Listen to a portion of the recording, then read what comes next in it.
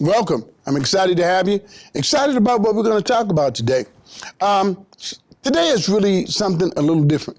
And I'm not sure if my producer is going to edit this out. But if he does, okay, so be it. But Glenn McDaniel often gives me a lot of ideas about subject matter, how to approach it. He doesn't like that to be mentioned, but I'm mentioning it today.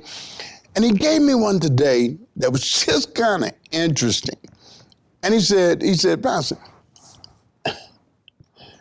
you ever thought about rent to own in terms of our position or disposition in the kingdom of God and how we see it, rent to own?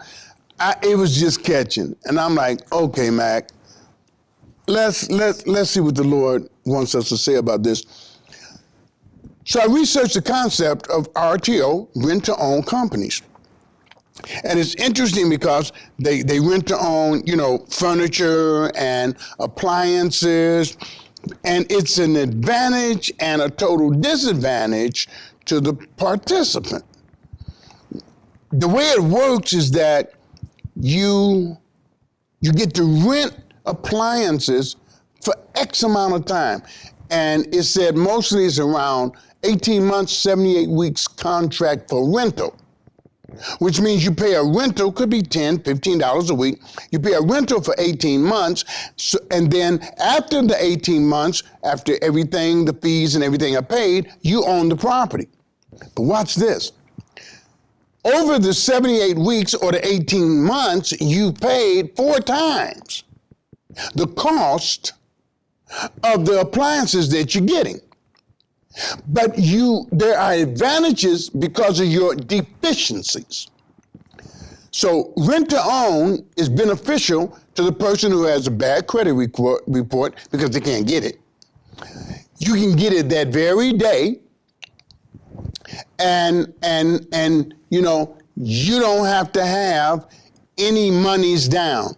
So your deficiencies, you're rewarded up front, but you pay tremendously in the end.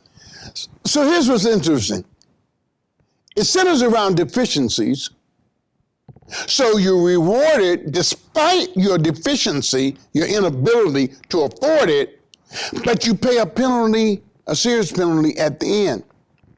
So when Mac mentioned, Pastor, you ever just thought about talking about rent to own in the kingdom? Isn't it interesting that we would go through that type of ordeal to own an appliance?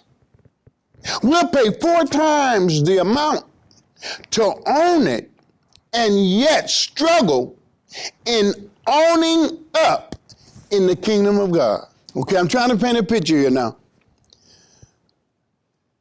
There are so many of us as churchgoers, as religious people, who are renting a space in the kingdom of God.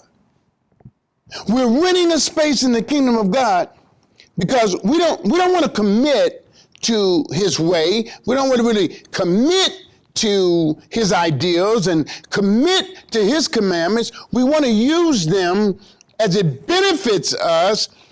And so we kind of rent a space, but we won't own up to it. We won't own it, but we will pay 4 times the cost of an appliance to ultimately own it based on our deficiencies and inabilities to get it the correct way we rent to own it.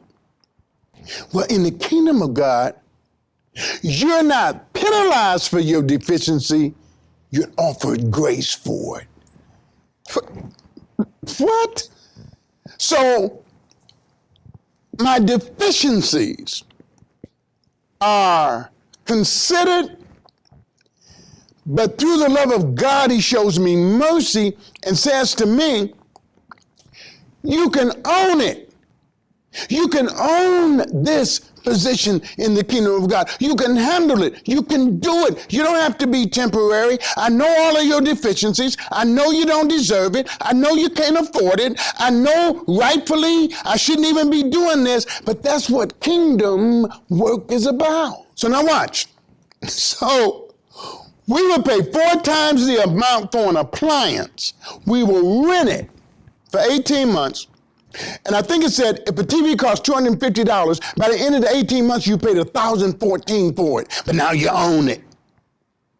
So you would rather pay 4 times the amount to simply own it, and yet in the kingdom of God, you have no problem being temporary. You have no problem being a renter. You have no problem not owning up to the responsibilities of being a child of God, and yet turn around and rent a property or rent an appliance and pay 4 times the amount. My question to you is this. Do you want to remain a renter in the kingdom? Or is it time for ownership and own up to what you've applied for in the kingdom of God? Simply trying to be a committed child of the master.